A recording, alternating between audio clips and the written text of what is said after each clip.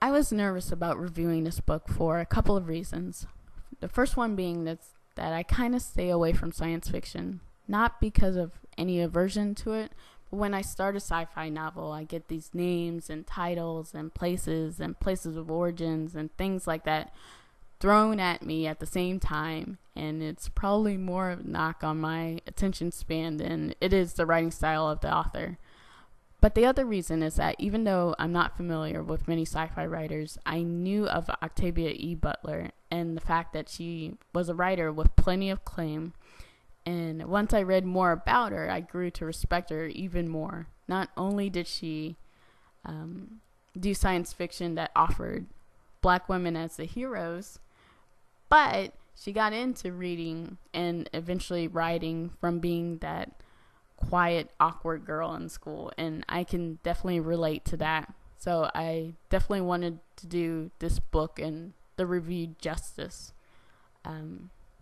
Now, when I picked up this book at the bookstore, I didn't realize it was within a series, The Patternist, and it's not even the first book published in it, but it is the origin story, so I figured it'd be okay to start with, just in case I wanted to continue on with this series.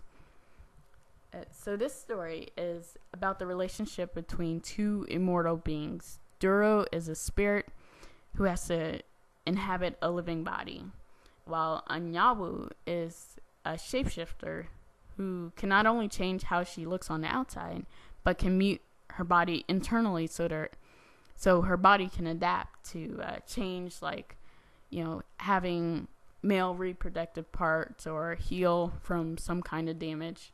We begin with these two meeting in Africa, 1640. Duro has been searching for people like him who have these supernatural powers, so that he can place them in communities around the New World in America.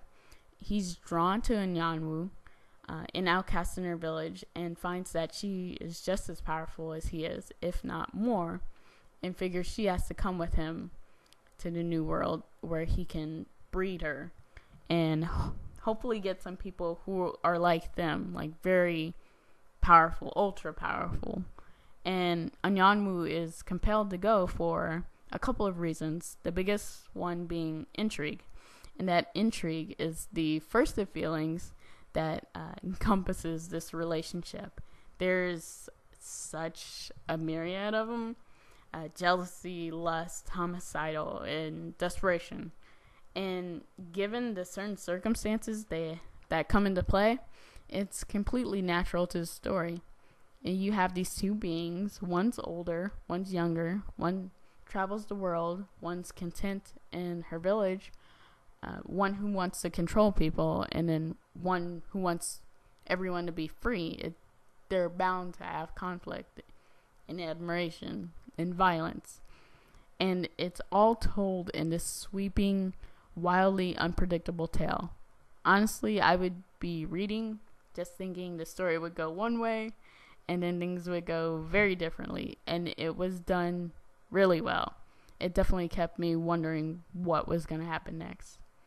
And being set in Africa and America during the 1640s, of course, slavery is going to be a theme. It is, but it's kind of like a parallel theme.